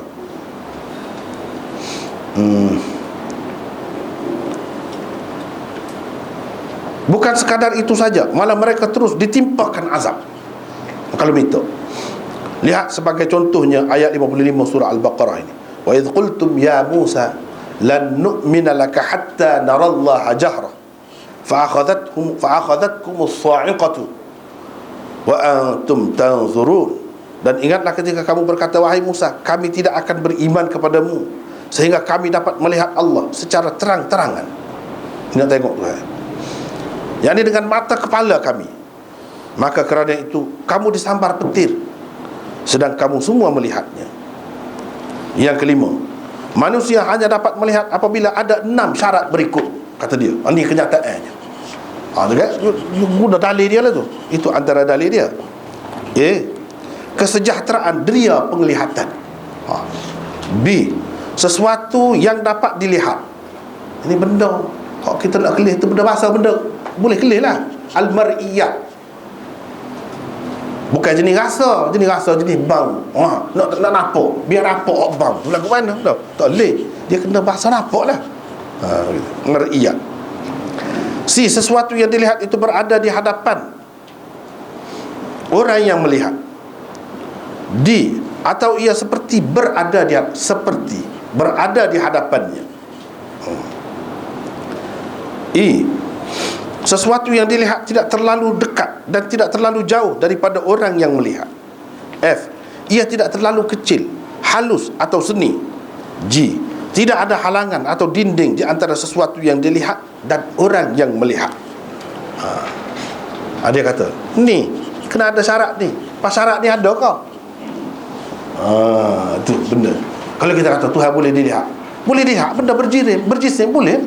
Pas Tuhan tu berjisim kau. Kau nak boleh kelih, nak kata boleh kelih dulu. Banyaklah ni kalau dia bahar-bahar lagu tu.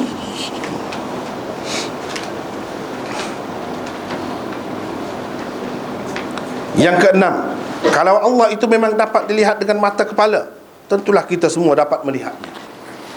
Kalau boleh kelih, boleh nampak lah gitu.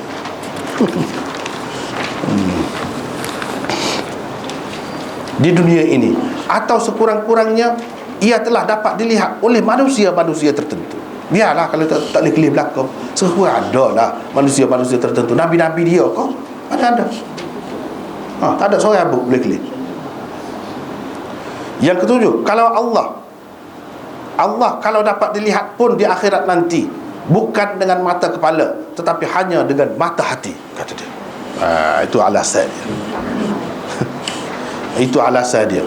Tak jawab lagi kan? Ini alasan dia. Apa yang dia tak boleh terima Tuhan tu, Allah tu boleh dilihat. Bukan di dunia saja, di akhirat. Tak boleh, kata dia, tak boleh. Kalau nafi dunia tu, kita pun nafi juga. Kita pun kata tak boleh juga. Hak kita kata boleh tu di akhirat. Bukan learning. Jadi berdasarkan dalil. Jadi dalil tu bagi pokok dia lah.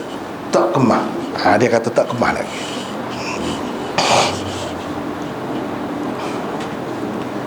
Anissa kita baca bantahan pihak ahli sunnah terhadap hujah satu. Jadi sosok kita jawab ialah yang dinafikan oleh Allah melalui ayat 103 surah Al-An'am itu, ialah melihat dengan mata kasar secara meliputi. La tudrikuhu, bukan la tarahu, dah. Bukan la tanzuruhu, dah. La tudrikuhul absar. Absar tu ni dah lah mata kepala dah lah. Tapi adraka yudriku idrakan lain. Idrak lain. Nampak, tengok, kelih, pandang lain. Apa Tuhan guna la tudriku? Situ. Ialah yang dinafikan oleh Allah melalui ayat Al-An'am itu, ialah melihat dengan mata kasar secara meliputi. Dalam bahasa Arab panggil al-idrak. La tudriku. Itu yang dinafikan, sehingga dapat melihat hakikat Allah. Jadi kalau kita tengok tahu hakikat dia. Gitu. Adapun semata-mata melihat, itu tidak dinafikan. Menafikan idrak berarti menafikan sesuatu yang lebih khusus. Tidak semestinya berarti dalam bahasa Arabnya kita la yastalzim, menafikan ru'yah yang lebih umum daripadanya. Kalau saya menafikan tak ada, jalamah tak ada. Jalamah tak ada. Dah jamu ni kan, jamu kita ada atas meja ni ada macam-macam kuih. Jalamah tak ada. Tak ada siapa buat mari jalamah. Apakah dengan saya menafikan adanya jalamah berarti menafikan semua kuih yang lain tidak ada? Tak kan?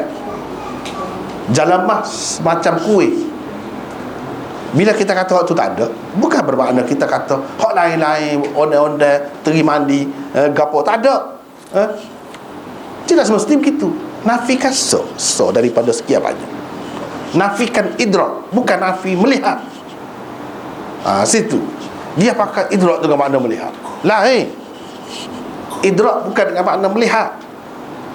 Ini makna menafikan yang khusus. Tidak semestinya berarti menafikan apa ni, yang umum, begitu. Sebab kita kata dalam kelas kita ni orang kapal kita, orang Afrika tak ada. Misalnya kita kata orang Afrika tak ada. Jadi apakah itu berarti saya menafikan semua orang bangsa-bangsa lain pun tak ada dalam kelas ni? Tak kira lagu tu ada ni amat gini mau ni. No. Ya, saya nafikan orang Afrika. Tidak semestinya apabila kita menafikan orang Afrika bermakna kita menafikan semua orang. Orang panggil orang tu tak ada berlaku. Tak kira lagu tu.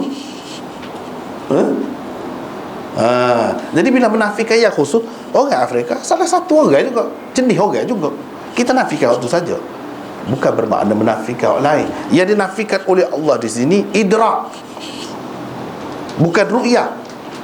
Hak kita sabitkan itu ru'yah. Antara contoh di dalam Al-Quran ialah firman Allah ini, falamma tara al-jam'an qala ashabu Musa inna lamudrakun qala kalla inna ma'iya rabbi sayahdin. Bermaksud setelah kedua-dua kumpulan itu nampak satu sama lain, nampak tara'a, nampak satu sama lain, nampak sudah ada. Berkatalah pengikut-pengikut Nabi Musa, sesungguhnya kita benar-benar akan ditangkap. Inna lamudrakun, idrak. Situ. Ini kalau orang mengaji bahasa Arab dia taklah mudrakun, itu idrak lah. Kita akan ditangkap. Nabi Musa menjawab, sekali-kali tidak. Yani kita tidak akan ditangkap. Sesungguhnya Tuhanku besertaku, dia akan menunjuk jalan kepadaku. Nabi Musa kan kena hambak ke tentera Fir'aun dia kan, dekatlah. Pok-pok dia kata sudah dah lah, masing-masing nampak dah tu. Nu nampak dia, ni nampak dah kan.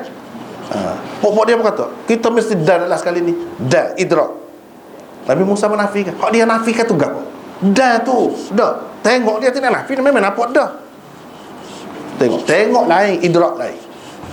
Ini dalam ayat ni nak ceritanya perkataan idrak lain, perkataan ru'yah lain. Ni dia kena tahu bahasa Arab lah. Tu dia perkataan mana, asal dia ru'yah lah. Dia tidak menafikan dapat lihat. Memang Tuhan sendiri kata nampak dah tu, nampak dia, ni nampak tu. Yang dinafikan idrak. Pengikut-pengikut Nabi Musa kata dah lah, kita kali ni kena igaknya lah. Dah, Nabi Musa kata. Jadi Nabi Musa nafi hak mana? Ya, dia nafikan idrak, mudrakun tu. Dia tidak nafikan melihat. Melihat tu memang nampak dah. Nafi mana? Lihat, walaupun kedua-dua kumpulan itu telah nampak satu sama lain, dengan arti telah pun ada ru'yah, tetapi idrak, perihal menguasai, tidak ada. Idrak tidak ada. Ia dinafikan dalam contoh yang lebih mudah. Waktu bahaya. Tapi kita nak ayat Quran itu kan, kita nak ayat Quran itu apa lagi lah juga. Nak ayat idrak dengan ru'yah di lain. Itu sudah jelas ada dalam Quran. Kalau contoh yang lebih mudah, mana? Apabila seseorang bertanya kita, adakah anda nampak langit? Bukankah anda mudah saja? Bukankah dengan mudah saja kita berkata, ya, nampak? Kita kata gitu kan? Tetapi adakah nampak kita itu meliputi? Itu soalnya. Tentu sekali jawabnya tidak. Jadi nampak belakang lah, gitu. Segala-gala hak atas langit. Dasar ni kata nampak langit. Nampak lagu mana? Nampaklah, kita sekadar nampak. Nampak lain. Nampak secara meliputi lain. Yang Tuhan nafikan itu meliputi. Nampak. Hak tu kena terima. Memang nampak, tetapi sekadar yang kelihatan kepada mata kita sahaja. Itu nampak tu lah, sekadar yang mampu dilihatnya. Jadi semata-mata melihat itu tidak dinafikan. Yang dinafikan hanyalah melihat secara meliputi. Selain itu, yang dinafikan oleh ayat berkenaan ialah dapat melihat di dunia ini. Ia tidak menafikan dapat melihat di hari kiamat dan di akhirat kelak. Itu jawapannya. Beza, dia guna idrak, dia bukan guna ru'yah dalam ayat tu. Ya, kita kata tak boleh tengok. Tak boleh tengok lagu mana. Jadi berapa banyak kita kata, jadi kalau tengok tu tahulah hakikat Allah semua. Tak tahu. Tak tahu habis. Tak tahu habis. Kita tengok satu orang, dia tahu dah, tahu habis hakikat dia. Tak tahu. Kita sendiri pun kita tidak tahu siapa. Dah. Ruh kita, nyawa kita. Cakap orang dah.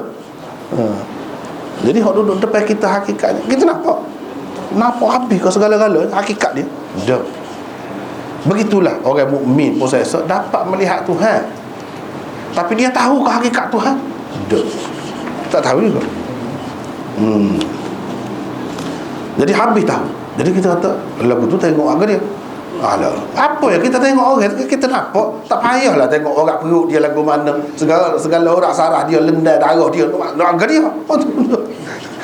Yang pentingnya kita melihat dia, sudahlah. Mana kita nampak semua tu? Nah. Manusia pun kita tak nampak habis hak bagian dalam dunia ni. Pun kita boleh kata dah nampak dah kan. Jadi saya sebut lagu tu lah. Jadi itu bantahan kepada dalil ataupun hujah yang pertama mereka. Bantahan bagi pihak ahli sunnah terhadap hujah dua, nampaknya tak ada dah. Kita kena berhenti sekat tu. Wallahu a'lam. Akhirul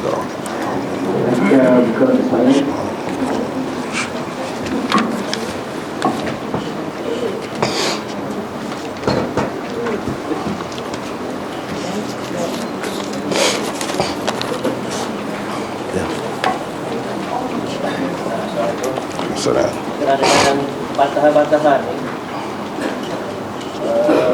adakah bantahan ni digunakan oleh golongan Syiah juga? Sama. Syiah pun guna hujah macam ni. Sama. Okey, dua. Kadang-kadang dapat lihat Allah pada masyarakat. Kalau Ustaz sebut ada yang menyamar jadi Tuhan, punya orang musyrik, akak siapa yang menyamar? Iblis. Tuhan suruh siapa-siapa lah malaikat dia nak uji lagi, nak tengok, bukan nak uji gapo, nak membuktikan biar nampak hari tu siapa Islam sebenar, siapa tidak Islam sebenar. Selama ni kita duk kabak ke dia tu Islam, rupanya dia munafik. Supaya nampak tu lah. Itu salah satu cara je. Antara cara yang lainnya dalam hadis dia sebutkan innaka la tadri ma ahdathu ba'dak. Bila orang pergi dekat kolam Kautsar tu kan, pakak pergi, ada lagi orang setengah-setengah tu nak pergi, yang Nabi kenal dia, tiba-tiba dihalau oleh malaikat, tak usah mari sini, tak usah mari sini. Nabi kata, dia orang kita, dia kenal. Malaikat kata, kamu tidak tahu apa dia buat selepas kamu tak ada. Jadi ini semua nak menunjukkan hakikat manusia di dunia, biar orang ada situ tahu, rupanya dia termasuk dalam orang tu, pupuk tu. Kita tak tahu dulu, kita nak kabak ke dia pupuk kita. Benda-benda gitulah nak dedahkan. Banyaklah cara nak dedahkan hakikat manusia di mahsyar nanti. Antaranya itulah yang disebutkan dalam hadis.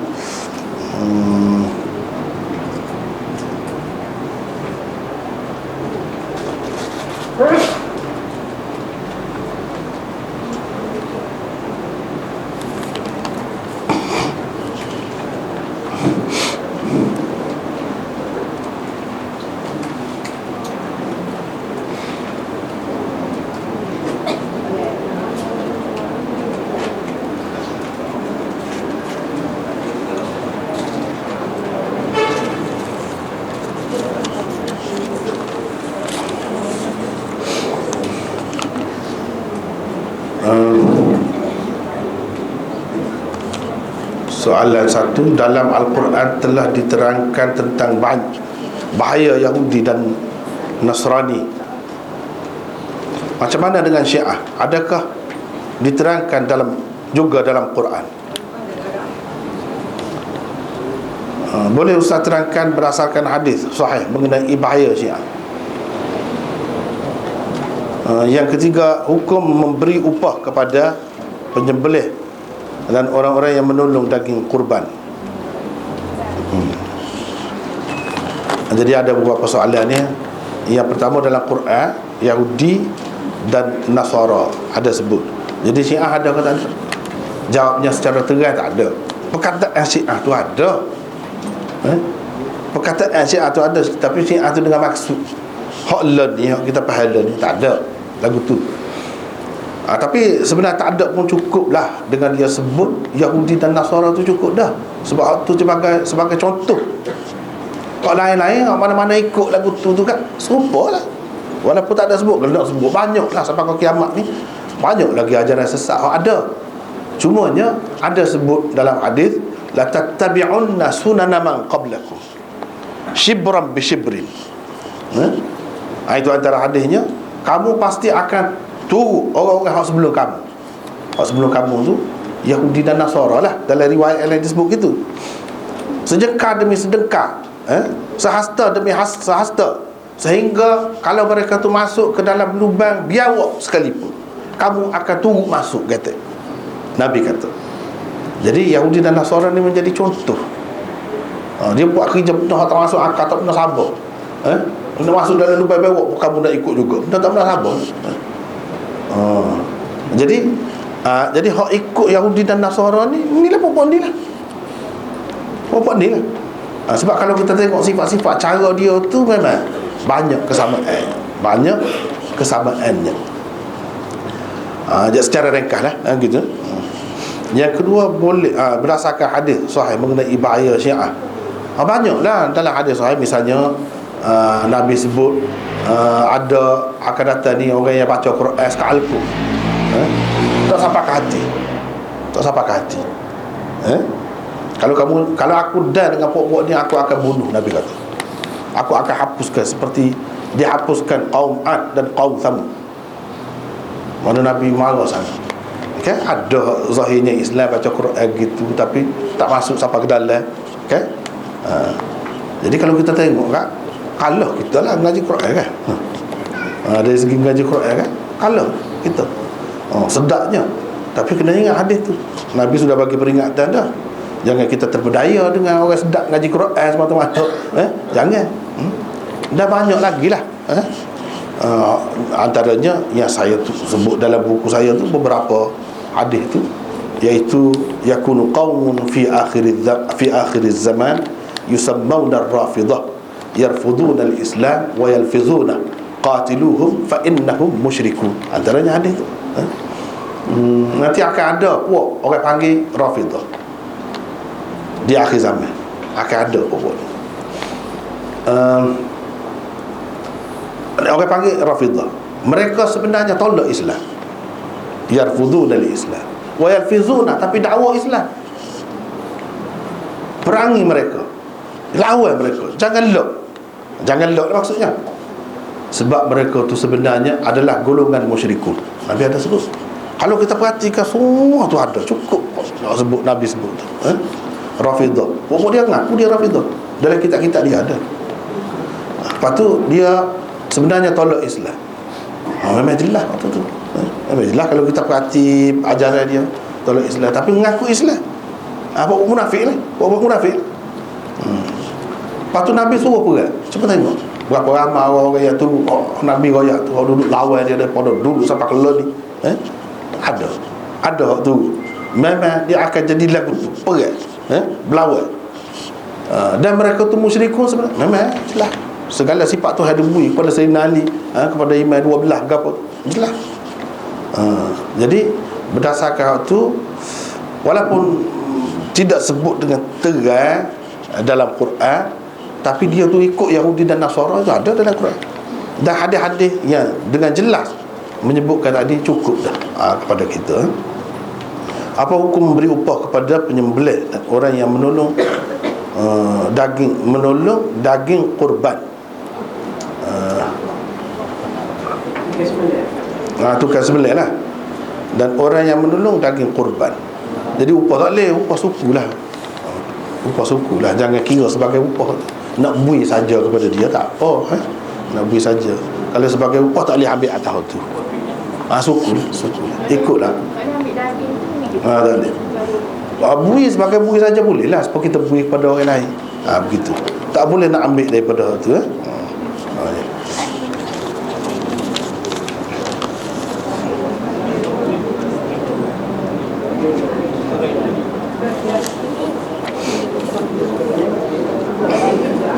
Adakah dia ni perumpamaan yang kita umpamakan dengan Allah termasuk tasbih? Maksudnya lagu mana? Perumpamaan yang kita umpamakan dengan Allah, mana Allah boleh dilihat, jadi serupa manusia lah, serupa makhluk lah, berjisim lah. Tidak begitu. Walaupun kata boleh melihat bila kaif, tanpa kaifiat. Kita tak boleh nak kata seperti tak boleh.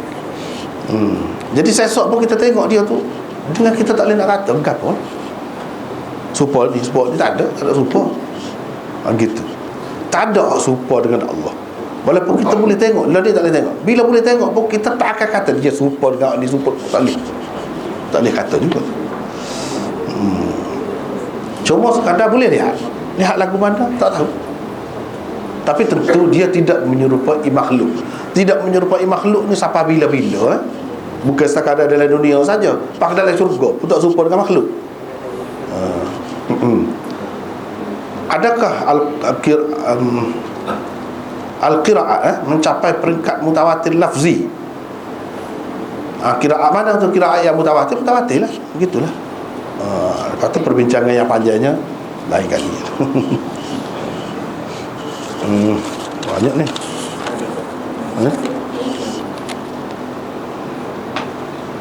Satu, apakah hukum seseorang imam yang membaca sadaqallahul azim dengan nyaring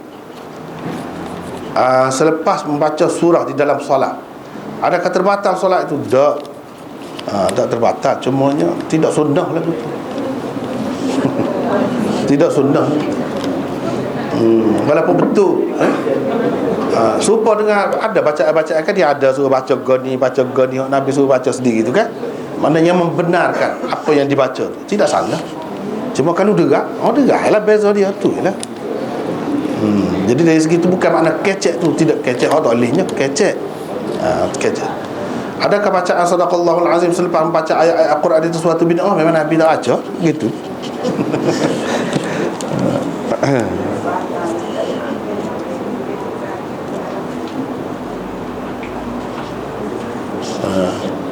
Bagaimana cara untuk melupakan maksiat yang dilakukan? Melupakan maksiat yang dilakukan, apa payah kau nak lupa? Jadi nak lupa apa ni?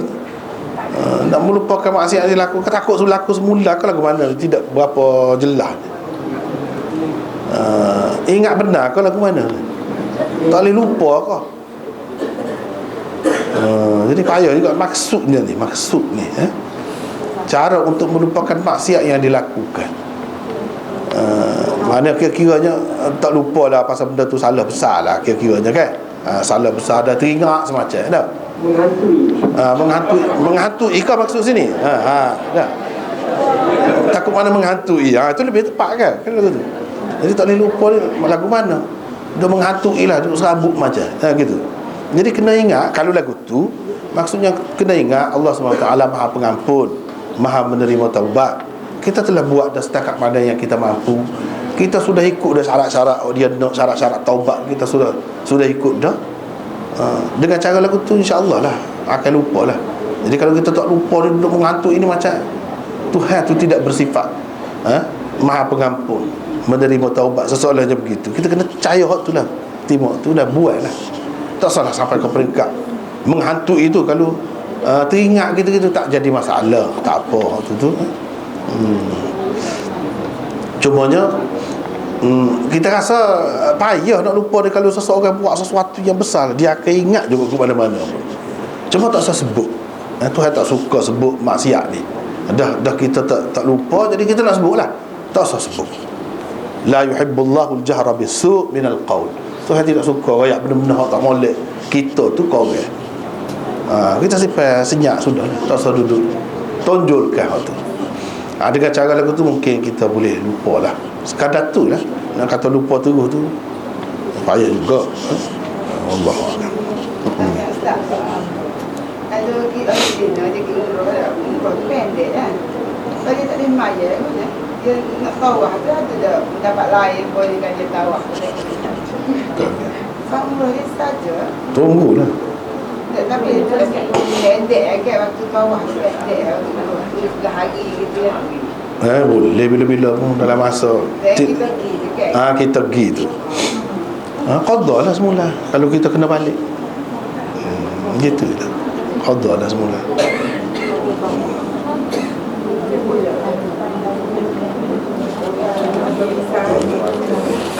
Pada hari semua Saya sudah kita pada ini menistarakan ucapan terima kasih atas tiga dan oleh Maulana sambil sudah terjadi yang ini yang kita mahu itu pada hari ini yang kita sedang